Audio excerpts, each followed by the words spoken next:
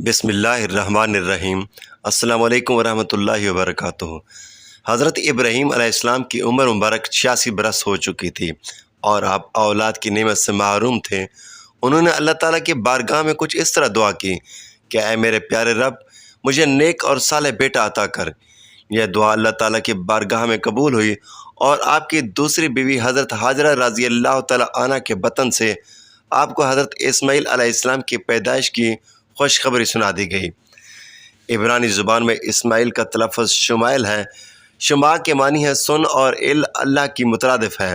چونکہ اولاد کے لیے آپ علیہ السلام کی دعا سن لی گئی تھی، اس لیے آپ کا نام اسماعیل رکھا گیا۔ حضرت سارہ رضی اللہ تعالیٰ عنہ حضرت ابراہیم علیہ السلام کی پہلی بیوی تھی، اس لیے حضرت حاجرہ رضی اللہ تعالیٰ عنہ کے بطن سے حضرت اسماعیل علیہ السلام کی پیدائش کی خبر ان پر ناگوار گزری۔ اس لیے انہوں نے حضرت ابراہیم علیہ السلام سے اصرار کیا کہ حضرت حاجرہ رضی اللہ تعالیٰ عنہ اور ان کے بیٹے کو یہاں سے دور کر دو، یہ لوگ میری نظروں کے سامنے نہ رہیں۔ حضرت ابراہیم علیہ السلام کو یہ بات ناگوار گزری، مگر بارگاہ الہی سے جب حکم ہوا کہ حضرت حاجرہ اور اسماعیل کو عرب کے ریگستان میں چھوڑ دیا جائے، حضرت ابراہیم علیہ السلام حضرت حاجرہ رضی اللہ تعالیٰ عنہ اور حضرت اسماعیل علیہ السلام کو اس جگہ لے گئے جہاں آج خانہ کعبہ موجود ہے۔ اس زمانے میں یہ جگہ بالکل غیر آباد تھی۔ ایک تھیلی کھجور اور ایک مشکیزہ پانی کے ساتھ جب آپ انہیں وہاں چھوڑ کر جب واپس جانے لگے تو حضرت بی بی حاجرہ رضی اللہ تعالیٰ عنہ نے انہیں روک کر پوچھا، ہمیں اس بیابان میں چھوڑ کر آپ کہاں جا رہے ہیں؟ حضرت ابراہیم علیہ السلام کی خاموشی پر حضرت بی بی حاجرہ رضی اللہ تعالیٰ عنہ نے پوچھا، کیا یہ میرے رب کا حکم ہے یا سارہ کا ضد؟ حضرت ابراہیم علیہ السلام نے انہیں جواب دیا کہ یہ اللہ کا حکم ہے۔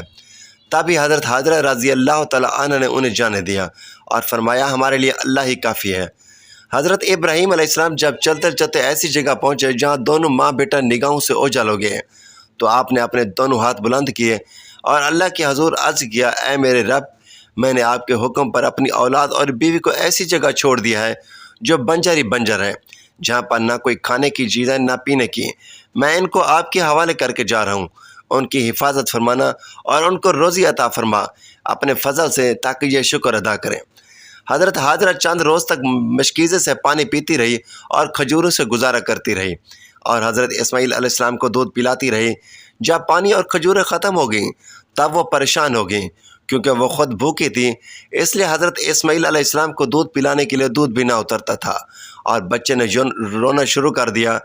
بچے کی بے چینی دیکھ کر حضرت حاجرہ رضی اللہ تعالیٰ عنہ پانی کی تلاش شروع کر دی اور وہ صفا پہاڑی پر چڑھیں کہ شاید کوئی اللہ کا بندہ نظر آ جائے یا کہیں سے پانی مل جائے، مگر کچھ نظر نہ آیا۔ پھر وہ واپس آ گئیں اور پھر وہ دوسری پہاڑی مروہ پر چڑھی کہ کہیں پانی نظر آ جائے۔ اس طرح آپ نے 7 چکر لگائے۔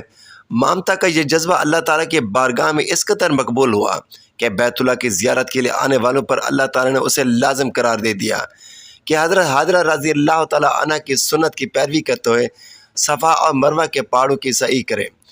اس جستجو پر مشتمل مقبولیت کے ایک اشارہ یہ بھی تھا کہ 7ویں چکر میں حضرت حاجرہ رضی اللہ تعالیٰ عنہ جب بچے کے پاس واپس آئیں تو دیکھا کہ جس جگہ حضرت اسماعیل علیہ السلام نے روتے ہوئے پاؤں مار رہے تھے وہاں سے پانی کا چشمہ جاری ہو گیا ہے اور یہ چشمہ آج بھی موجود ہے اور ہم لوگ اسے آب زمزم کے نام سے جانتے ہیں۔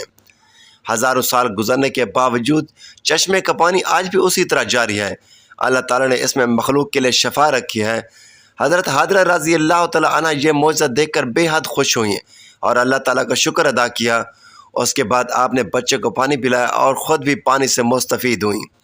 اسی وقت اللہ تعالیٰ کی طرف سے ایک فرشتہ نازل ہوا اور ان کی طرف وعید سنائی، اے حاجرہ، آپ خوفزدہ نہ ہوں اور نہ ہی غمگین ہوں، کیونکہ اللہ تعالیٰ آپ کو اور اس بچے کو ضائع نہیں ہونے دے گا، کیونکہ یہ اللہ کا گھر یعنی مقام بیت اللہ ہے جسے اس بچے اور اس کے باپ نے تعمیر کرنا ہے۔ کچھ عرصے کے بعد بنو چران نامی قبیلہ پانی کی فراوانی دیکھ کر حضرت حاجرہ رضی اللہ تعالیٰ عنہ کی اجازت سے یہاں آ کر آباد ہو گیا۔ حضرت اسماعیل علیہ السلام کا بچپن اسی قبیلے کے افراد کے درمیان گزرا۔ ابھی حضرت اسماعیل علیہ السلام بچے ہی تھے کہ حضرت ابراہیم علیہ السلام نے خواب میں دیکھا کہ حضرت ابراہیم علیہ السلام اپنے لخت جگر کو اللہ کی راہ میں قربان کر رہے ہیں۔ آپ علیہ السلام نے مسلسل 3 راتیں ایک ہی طرح کا خواب دیکھا، لہٰذا آپ کو یقین ہو گیا کہ یہ خواب یقیناً اللہ کی طرف سے ہی ہے اور آپ علیہ السلام نے اللہ تعالیٰ کے حکم کی تعمیل کا ارادہ فرمایا۔ اور اپنی تمام خواب اپنے بیٹے کو سنایا۔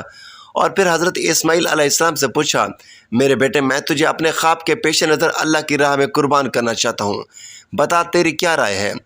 اس پر حضرت اسماعیل علیہ السلام نے انتہائی تحمل کے ساتھ فرمایا، بابا جان، آپ اللہ کے نبی اور ان کے برگزیدہ بندوں میں سے ہیں، آپ بے فکر ہو کر اللہ کے حکم کی تعمیل کریں، انشاءاللہ آپ مجھے انتہائی صبر کرنے والوں میں پائیں گے۔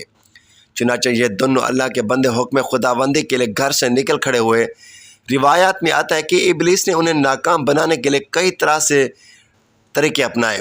سب سے پہلے وہ بی بی حاجرہ رضی اللہ تعالیٰ عنہ کے پاس پہنچا اور انہیں بتایا کہ حضرت ابراہیم علیہ السلام اپنے بیٹے کو اللہ کی راہ میں قربان کرنے چل پڑے ہیں۔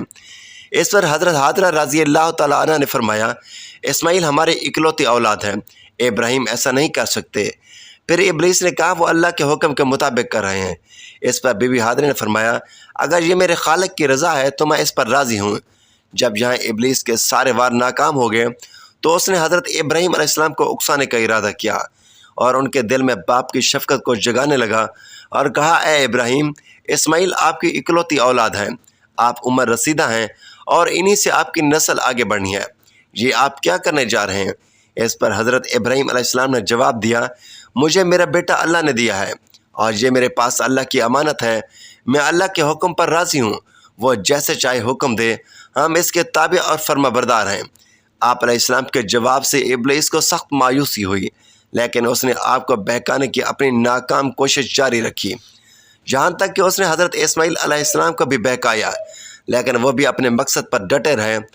حضرت اسماعیل علیہ السلام نے فرمایا، میں اپنے رب کے رضا میں راضی ہوں، میرے رب نے میرے بابا کو براہ راست میری قربانی کا حکم خواب میں دیا ہے اور انبیاء کرام کے خواب سچے ہوتے ہیں۔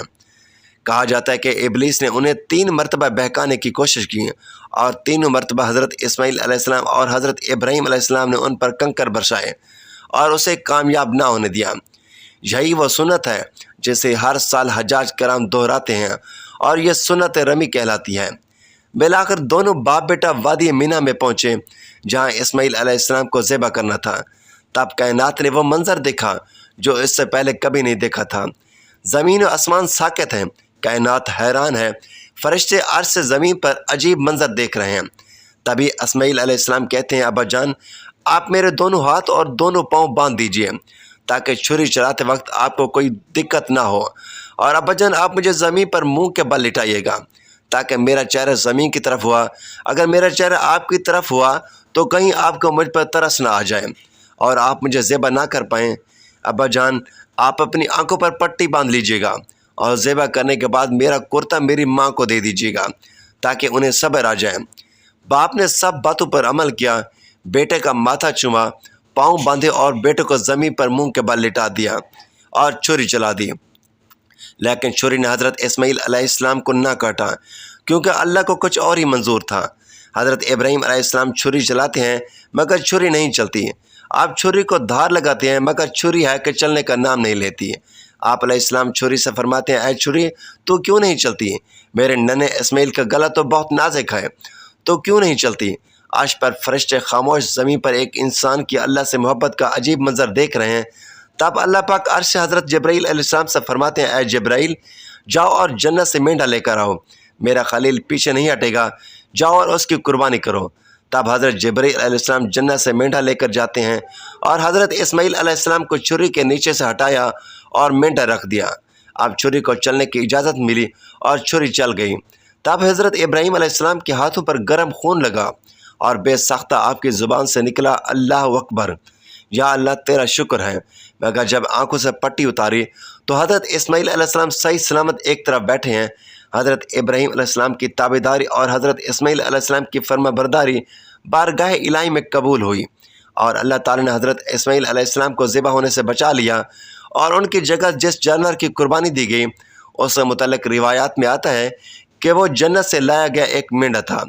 یہی وہ قربانی ہے جس کو تا قیامت امت مسلمہ کے لیے عملی نمونہ بنا دیا گیا ہے۔ اس واقعہ کا ذکر اللہ پاک نے قرآن میں اس طرح بیان فرمایا ہے کہ اے ابراہیم ہم نے آپ کو آزمایا اور آپ ہماری آزمائش پر پورا اترے ہیں۔ اے ابراہیم تم نے سچ کر دکھایا، خواب ہم یوں دیتے ہیں بدلہ نیکی کرنے والوں کو۔ تو یہ تھا وہ واقعہ جس کے بنا پر ہم تمام مسلمان عید الاضحیٰ مناتے ہیں۔